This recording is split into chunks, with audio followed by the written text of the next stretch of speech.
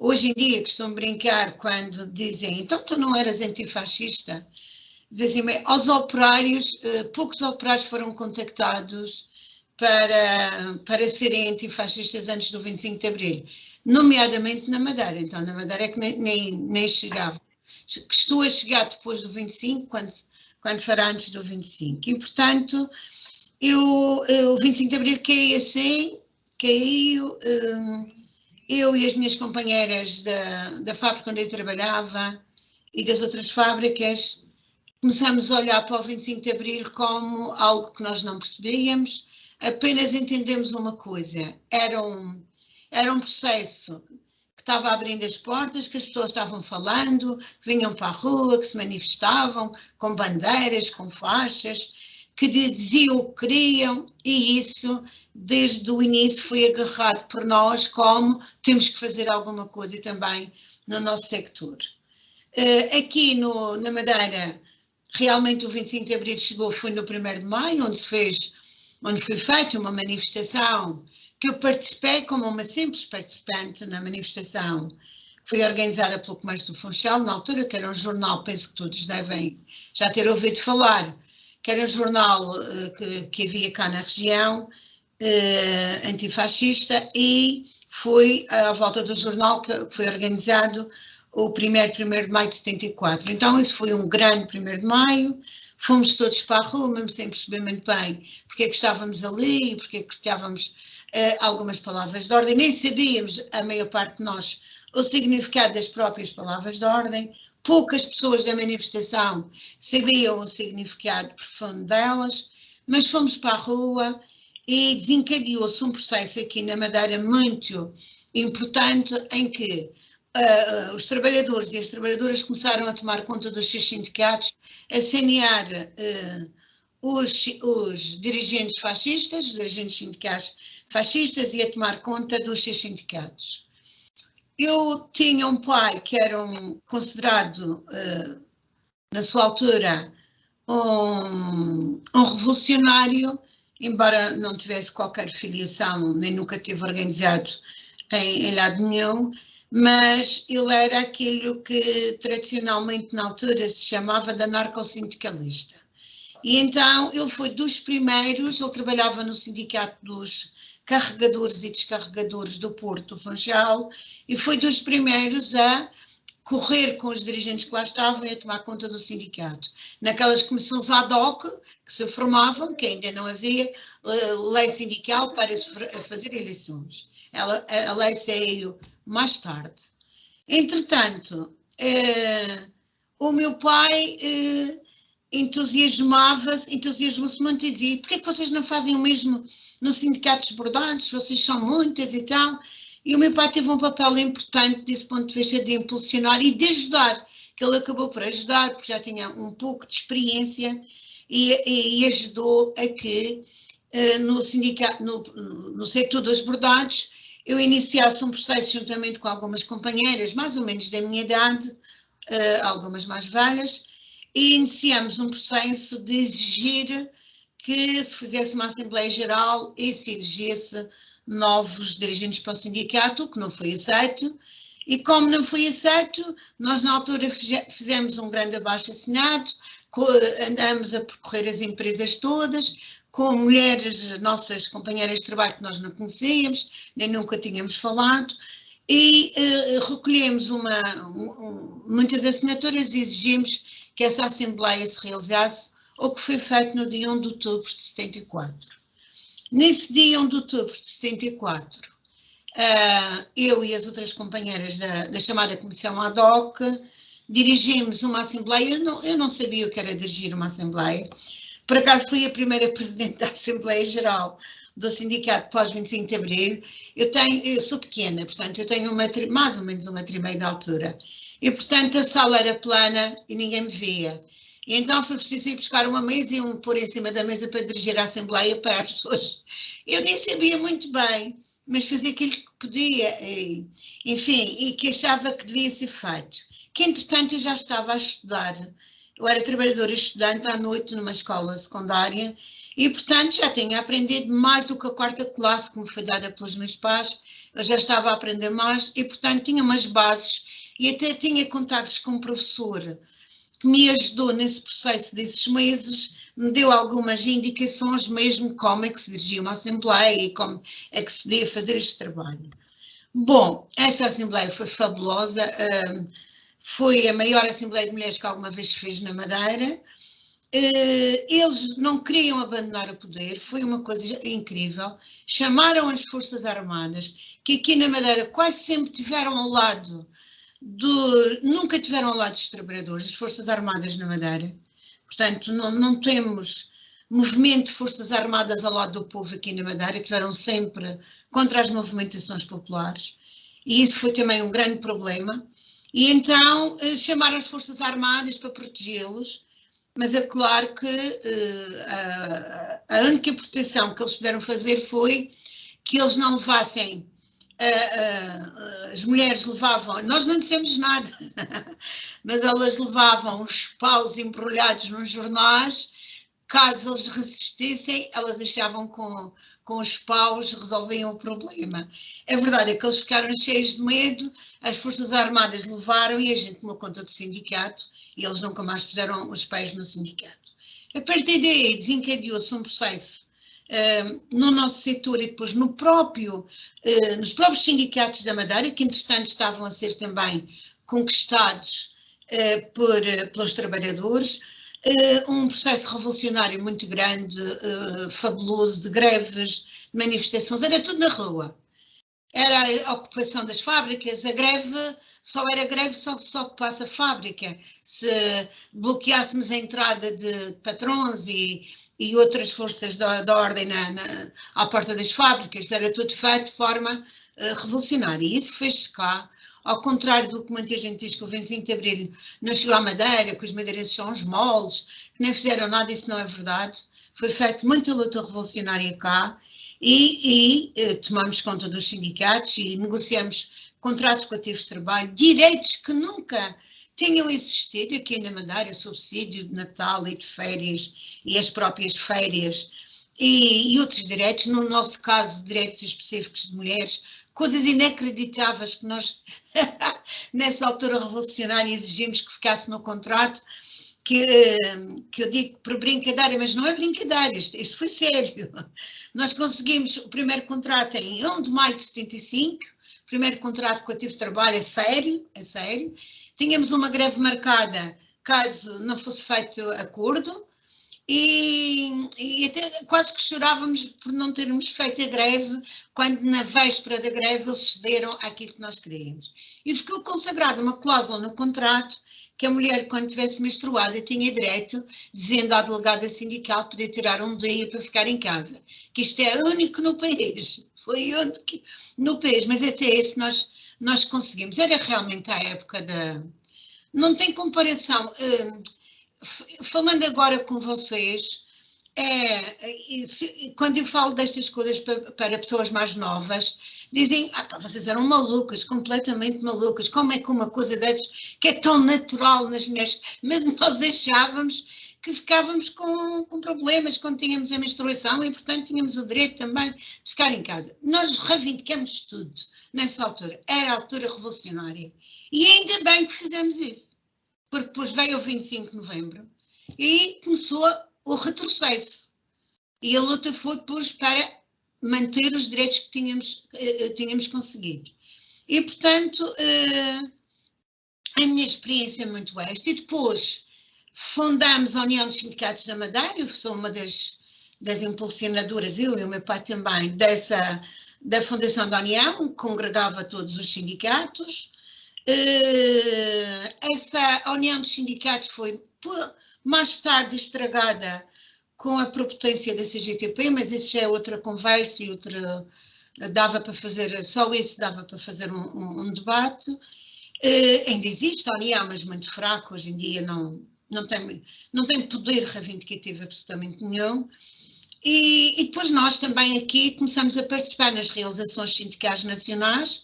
A UGT fez tudo para ter aqui uma forte representação. porque aqui os partidos de direita começaram a ganhar o poder e achavam que aqui era o campo melhor para o GT. Mas nunca consegui grande coisa até hoje e, portanto, os sindicatos da GT são sempre, não são representativos, são pequenos e a OGT não tem muita força cá. E estou a falar em termos sindicais. Eu, como pessoa e cidadã, envolvi-me noutras batalhas políticas, partidárias. A nível partidário, em 75 fui contactada para fazer parte do PCPR, não sei se está aqui alguém desse tempo, não sei se está. Se está, deve-se lembrar de me ter visto ou ter ouvido falar de mim, pelo menos no Bandeira Vermelha, que eu cheguei a ser entrevistada e a escrever. Fui à Albânia, foi a única madeirense que foi 2 vezes à Albânia, foi em 1977, a um congresso de sindicatos, e foi em 1986, no centenário do 1º de maio. Quero dizer a vocês que as 2 vezes que foi à Albânia, trouxe para Portugal uma opinião muito crítica em relação ao que vi, sobretudo no que toca aos trabalhadores, e dentro do partido coloquei essas minhas opiniões. Cheguei a ser censurada, inclusive em ato e tudo, por ter feito críticas ao partido albanês e à forma como dirigia lá as empresas e os trabalhadores e a parte do trabalho. Portanto,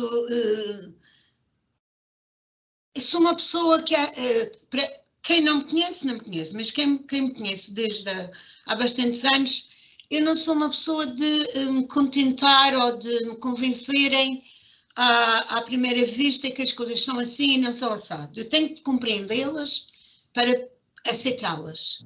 E, portanto, quando eu não as compreendo, eu tenho muita dificuldade em aceitar. Eu sou uma refilhona e acho que hoje tenho 71 anos e dizem que eu continuo a ser refilhona e bato o pé quando não estou de acordo, como fazia quando tinha 24.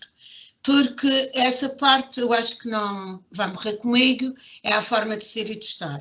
E isso trouxe-me de sabores muito grandes na altura do PREC, tive quase a ser presa, fui perseguida pela polícia, fizeram uma vida negra, depois casei mais tarde com um homem que era revolucionário, que foi o primeiro deputado da ODP na Madeira, que também tinha sido do PCPR, foi o Paulo Martins, e entretanto nós os dois fazíamos uma dupla, que era uma dupla de terror para a direita, etc. Depois há muita coisa aqui que se poderá contar, noutras conversas, noutras coisas, mas foi, do ponto de vista político, tivemos um papel bastante importante, assim como o Liberato, que eu sei que já falaram, a Clarice, o Milton Sarmento, enfim, desse período revolucionário, pessoas que tiveram papéis muito importantes. Só que a maioria desses foram embora, eu e o Paulo continuamos, fomos dos poucos do PREC que continuamos. Infelizmente o Paulo já morreu em 2014 e eu,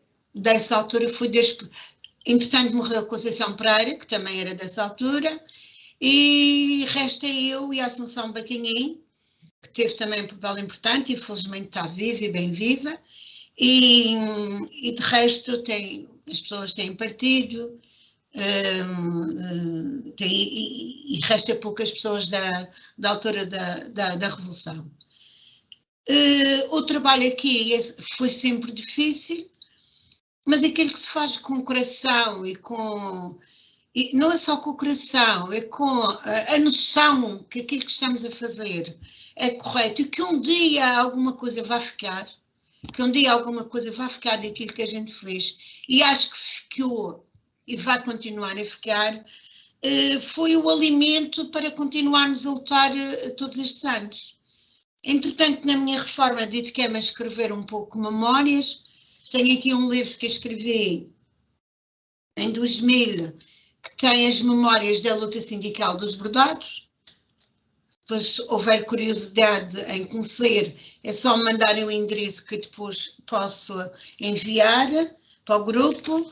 Este livro, que foi editado já antes da pandemia, O livro fui eu e a minha filha que fizemos dedicado ao Paulo, mas tem muita documentação política e muitas coisas que interessam também para o processo.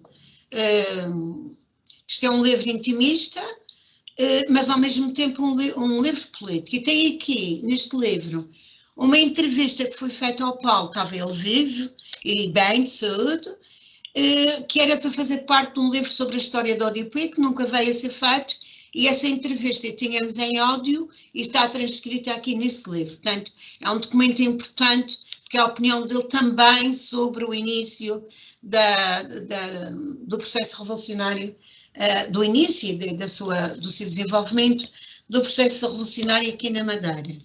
E ainda há mais este livro, que são só em fotos e poemas da Conceição Pereira, que a Conceição acompanhava as lutas e fazia em poesia, contava as lutas em poesia.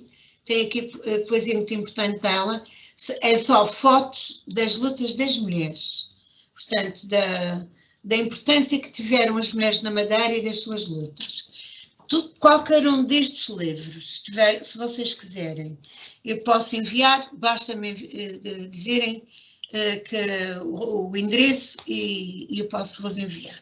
Camarada Guida Vieira, gosto de ver assim tão ativa como tinhas quando tinhas 24 anos, assim é que é, e queria te perguntar uma coisa, comparada com a situação em que viviam as bordadeiras na altura do 25 de Abril e do PREC, o que é que se ganhou e qual é a situação atual hoje em dia?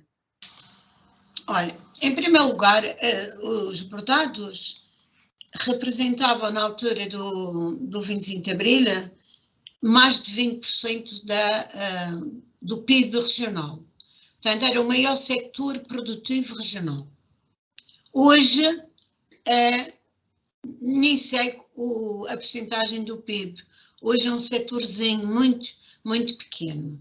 Portanto, o setor foi diminuindo muito conforme a região foi desenvolvendo um plano de desenvolvimento que deixou de dar apoio ao que era produtivo para dar apoio ao turismo e aos serviços. E, portanto, o setor foi perdendo muita importância. Agora, o que se conseguiu para as mulheres nesse processo foi extraordinário. Vamos falar das bordadeiras. No setor há duas coisas distintas. Eu falei nos bordados no geral, mas há a parte das empresas e a parte das bordadeiras, que são as mulheres que fazem o bordado em casa. Nessa altura elas eram mais de 30 mil bordadeiras. Portanto, nós costumávamos dizer que não havia nenhuma casa do madeirense que não tivesse uma bordadeira. E não tinham nada, não havia regulamentação, eles pagavam o que queriam pelo que elas faziam, elas não tinham direitos de segurança social, elas não tinham absolutamente nada.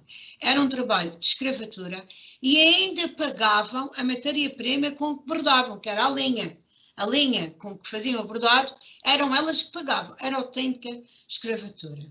Então nós, sindicato, começamos a fazer um trabalho que foi ir ao encontro das bordadeiras. Vocês vão perguntar, mas se elas trabalhavam em casa, como é que vocês foram ao encontro delas? Nós usamos todos os meios que tínhamos ao nosso alcance, incluindo alguns padres que colaboraram muito connosco. Nós íamos reunir, pedíamos os salões paroquiais para fazer as reuniões com elas depois das missas. Quase todas as mulheres naquela altura iam à missa. Muitos padres anunciavam que estava ali o sindicato para reunir com elas e começamos a fazer um trabalho e a criar um movimento para trazê-las para cá, para a cidade, em manifestações, em grandes reuniões e grandes manifestações, reivindicar os seus direitos. Quais direitos nós reivindicamos? Primeiro, regulamentar a atividade, que não havia nada, não é? Regulamentar a atividade delas. O direito à segurança social, porque sem o bordado, sem o trabalho que elas faziam, não havia empresas nem havia o sector. Portanto, elas tinham que ter direitos equiparados aos operários em termos de segurança social, desde à maternidade, à reforma, ao subsídio de desemprego, etc. Então nós começamos a lutar, foram anos e anos, mas eu posso dizer que temos uma coisa extraordinária, que é, temos 2 leis das bordadeiras, só para as bordadeiras de Casa da Madeira, que foram aprovadas na Assembleia da República. Portanto, são mesmo leis da República. Uma é um subsídio de desemprego equiparado e outra é a reforma aos 60 anos. A reforma aos 60 anos, já há pouco tempo, foi alterada para as novas bordadeiras, o que é uma coisa, eu considero isto criminoso, muito mais quem deixou passar, quase sem refilhar e quase sem dizer nada, que é, para as, entre aspas, antigas bordadeiras ou velhas bordadeiras, aplica-se a lei da reforma aos 60 anos, como se está a aplicar até agora. Para as novas bordadeiras que se venham a reformar, aplica-se a lei do trabalho domiciliário, que é muito, muito pior em termos da reforma. Não só a idade, que já não pode ser 60, passa a ser a idade igual a todos os trabalhadores, como o próprio montante da reforma. E, portanto, já existe, isto já é uma perda de um direito que foi um direito revolucionário que foi conseguido. Mas, relacionado com estas questões, eu fiz parte de um grupo europeu e depois mais tarde de uma rede internacional chamada Omnet, que era de trabalhadores domiciliários. Eu e uma outra companheira minha, camarada, fomos a vários países reunir, falar com trabalhadoras domiciliárias, e fomos não só na Europa como fora da Europa, e ninguém, mas ninguém mesmo, em nenhum país, tinha aquilo que a gente tinha. E podemos mesmo dizer que estes direitos e estas leis que existem para as bordadeiras de casa, mesmo hoje, sendo elas ainda um pequeno grupo, já não têm daquela importância que tinha naquela altura, só existe na Madeira. Não existe em mais nenhum país, em mais nenhuma região. Nem sequer em Portugal, porque podia-se ter aproveitado a altura em que isto foi debatido, e eu fartei-me de reivindicar isso, na Assembleia da República, que se pudesse aplicar às bordadeiras de Arraiolos, às bordadeiras de Viana, etc, etc. Mas nessa altura a CGTP era contra, aliás, a CGTP, enquanto central sindical, nunca foi a favor que se aprovasse estas leis específicas para as bordadeiras de casa. Essa é outra história. Mas a chamada esquerda da altura da Assembleia da República, que era o PS e o PCP, não fizeram nada para que isto fosse aprovado. A UDP só existia no Parlamento Regional, aqui na Madeira, levava as leis ao Parlamento Regional, as leis eram aprovadas, as propostas de leis eram aprovadas cá, mas tinham que ir à Assembleia da República, só a Assembleia da República tem poderes para aprovar leis. A Assembleia Regional não tem esses poderes. Então tinha que ser lá. Então foi o CDS, imaginem, que agendou na Assembleia da República, por exemplo, a proposta de lei da reforma aos 60 anos. Porque o PCP e o PS nunca o fizeram.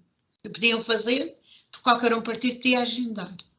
É para verem como isto é tudo muito, muito complicado, e a nossa própria luta foi muito complicada. Mas nós não tínhamos partido. Quando era para defender os direitos, nós nunca tivemos partido quando foi para defender os direitos, nem hoje. Quando é para defender direitos, não há partidos. Mesmo que os partidos não estejam de acordo, temos pena. Desde que aquilo que a gente está a defender ou que está a fazer seja correto, quem tem que se adaptar são os partidos e não ao contrário, não é? Os partidos não podem ser correios de transmissão. Nunca defendi isso, nunca e nunca vou defender. Os partidos têm que se adaptar às reivindicações e às necessidades dos trabalhadores e não ao contrário. E não impor as suas opiniões dentro das estruturas dos trabalhadores, porque isso dá para o torto e dá para o controlismo que o PCP já faz e que toda a gente sabe o que é que isso dá. A UMAR surge em que altura e em que contexto aí na Madeira? A UMAR surge na Madeira exatamente na mesma altura que surge no continente. Eu sou só co-fundadora da UMAR a nível nacional, Portanto, Omar, a existência de Omar, a própria existência de Omar foi decidida no fundo das necessidades que as mulheres que faziam parte do PCP-IR e da ODP também, já havia ODP também, sentiam que havia que dar outras respostas que os partidos não davam às reivindicações das mulheres. E, portanto, havia a necessidade de criar uma associação mais ampla, mais aberta, que respondesse às necessidades das mulheres nas diferentes localidades. E Omar surge nesse contexto, no contexto também revolucionário. Não foi em 75, foi em 76, mas ainda se manteve durante algum tempo todo esse processo. E Omar surge na Madeira exatamente na mesma altura. Nunca tivemos, sede aberta, só conseguimos uma sede em 2014, quando o poder no município do Funchal mudou da direita para a coligação de esquerda, que acabou agora por perder as eleições, agora nas últimas autárquicas, e Omar só teve a capacidade de fazer um trabalho mais como faz agora, um trabalho mais aberto com a sua sede, desde essa altura, mas Omar sempre existiu na Madeira e sempre fiz trabalho cá.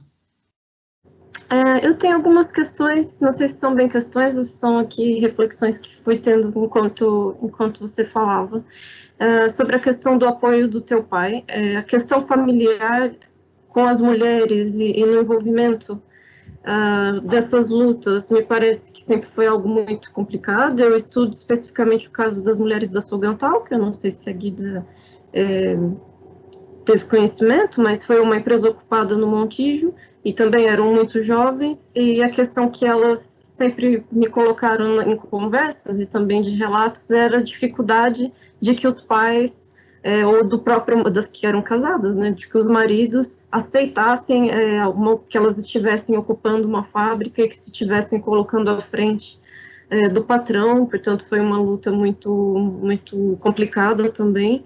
Mas quando a Guida disse que o pai a apoiou e sempre teve essa perspectiva diferente, né, imagino que a tua experiência seja diferente.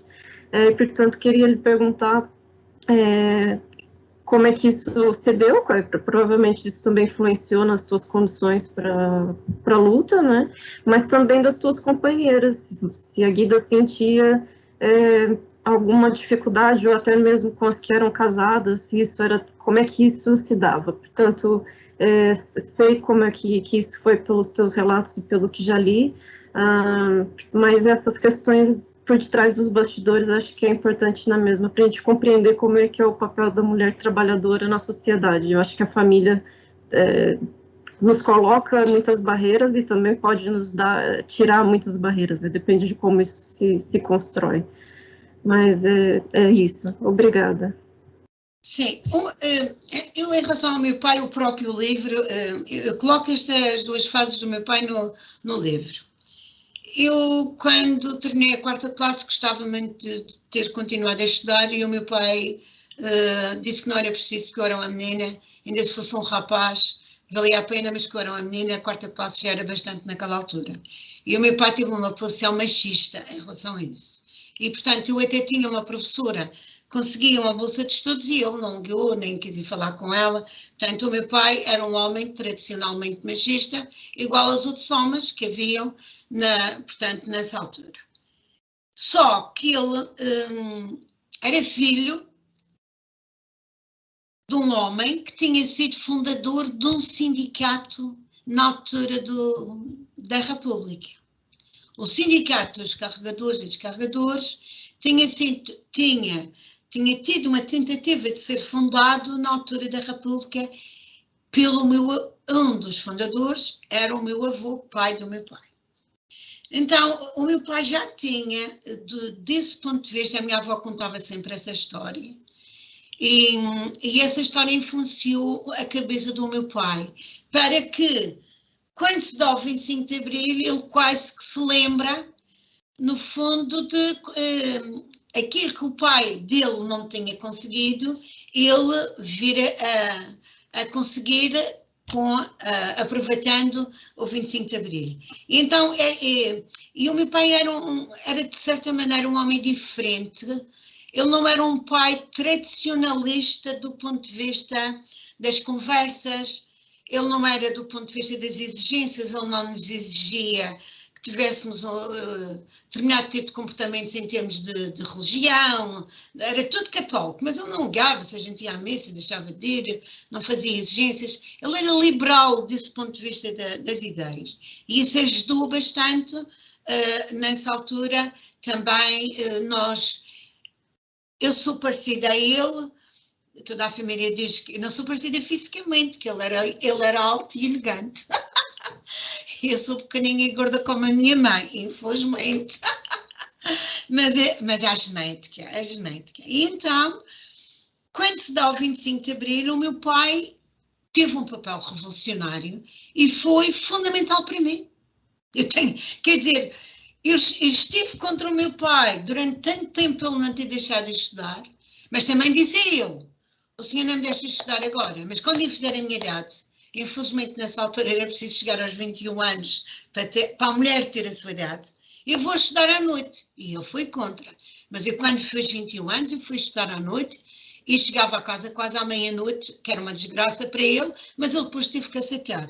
Eu quando sei as minhas primeiras notas, eu tirei o primeiro e o segundo ano, foi uma oportunidade que foi dada aos trabalhadores e estudantes, e eu tirei o primeiro e o segundo ano com notas muito boas, depois fui-lhe mostrar as notas e ele já ficou todo vaidoso, tinha uma filha que estava a estudar e tinha boas notas. Ele também era assim, tinha muita humanidade também no seu comportamento. E, portanto, foi o meu pai, sem dúvida nenhuma, o meu grande impulsionador em termos de trabalharmos para conquistar e ajudou, no concreto, para a conquista do sindicato e para o trabalho que foi feito. Agora, os homens. E depois mais tarde, quer dizer, como eu já disse, com o homem revolucionário, portanto, eu fui uma felizarda enquanto mulher. Eu posso dizer que fui uma grande felizarda, porque tive sempre o meu pai que me apoiou nessa fase e o meu marido não era apoiante, o meu marido era igual ou pior, como se costuma dizer. Por isso, ele era, portanto, desse ponto de vista eu não tive problemas, eu viajava sozinha, viajava com homens, com mulheres, portanto eu nunca tive problemas. Mas tive companheiras minhas no sindicato.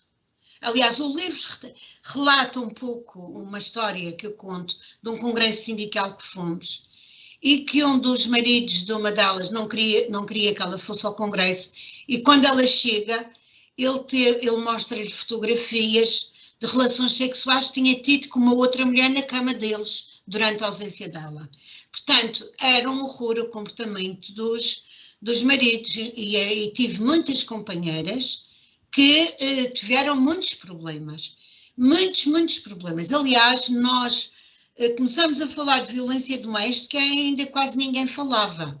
E o nosso sindicato já falava nas questões da violência doméstica. E ainda quase ninguém falava nisso. Sim, as mulheres tiveram sempre muitos problemas por parte dos companheiros e por parte de muitos pais também, sobretudo as mais jovens. Eu realmente fui uma felizarda desse ponto de vista. Uma coisa, falaste que quando foi da aprovação na Assembleia dessas leis laborais que o PS e PCP estavam contra. O PS não me admira que naquela altura estivesse contra. Sim. Agora, o PCP já é, até pela imagem que ele tem, um bocado pela ideia que as pessoas têm de um partido de trabalhadores e isso tudo. Qual era... Era o Deide Santos na altura. Era o Deide Santos, que eu lembro do debate com o Deide Santos. A teoria era o seguinte, não pode haver aqui coisas para a Madeira que não haja para o país. Não concordamos, isso é separatismo, vocês estão a ser separatistas, é defender direitos apenas para mulheres da Madeira E o PCP não pode concordar com isto, que o PCP é um partido nacionalista, um partido assim assado. Nessa altura eu disse ao Odete Santos, era a porta-voz, e ela disse isso, está nas atas da Assembleia. Eu disse, vocês que acrescentem à lei, façam uma proposta. Vocês podem, em comissão de especialidade, podem fazer propostas para se alargar esses direitos aos outros trabalhadores do país, ou alargam o âmbito da lei. Em vez de ser bordadeiras da Madeira, bordadeiras disto, daquilo e daquilo outro. Portanto, o argumento do PCP era muito este. E era a Odete Santos, a deputada que ficou responsável por isso. Quando eu vim, eu e um grupo de companheiras, fomos à Assembleia da República assistir ao debate.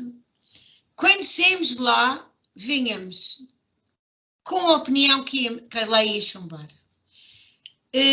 Quando chegamos à Madeira, porque não podemos ficar lá, porque não tínhamos dinheiro para alojamento, tivemos mesmo que vir embora no próprio dia.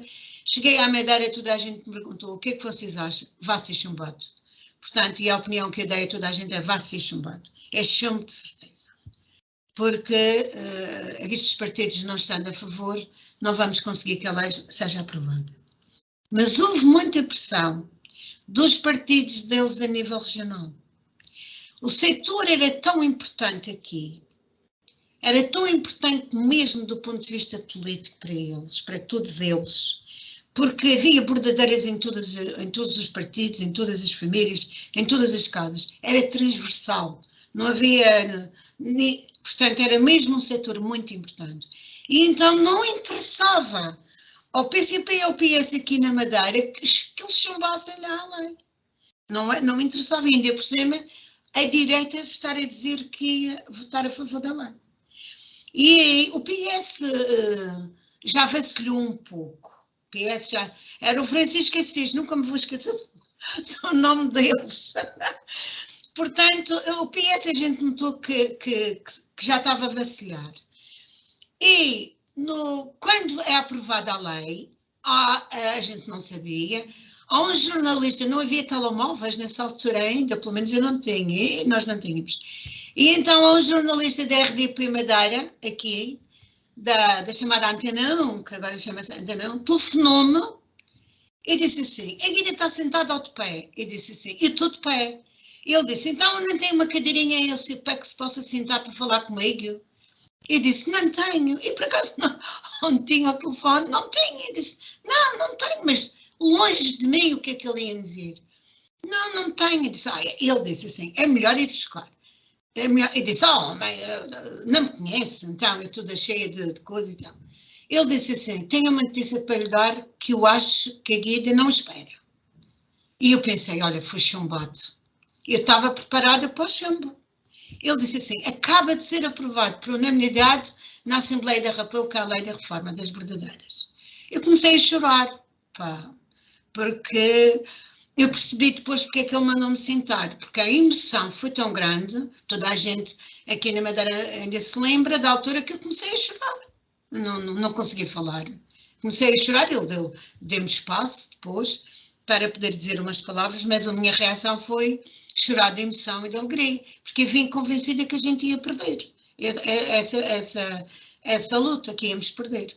E reparem, foi em 1999, já foi num período de retrocesso muito grande, conseguimos essa lei. Nós somos teimosos. Vejam quantos anos levamos a defender e não desistimos.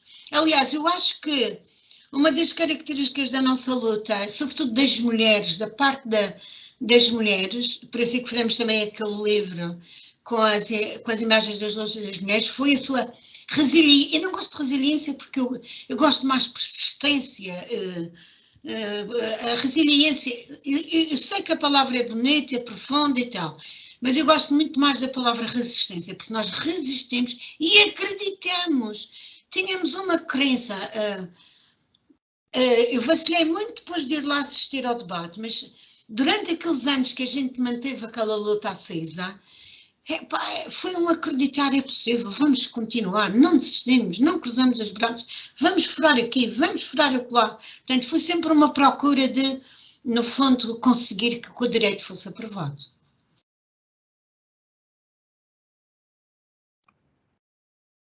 Alguém mais queria pôr alguma questão?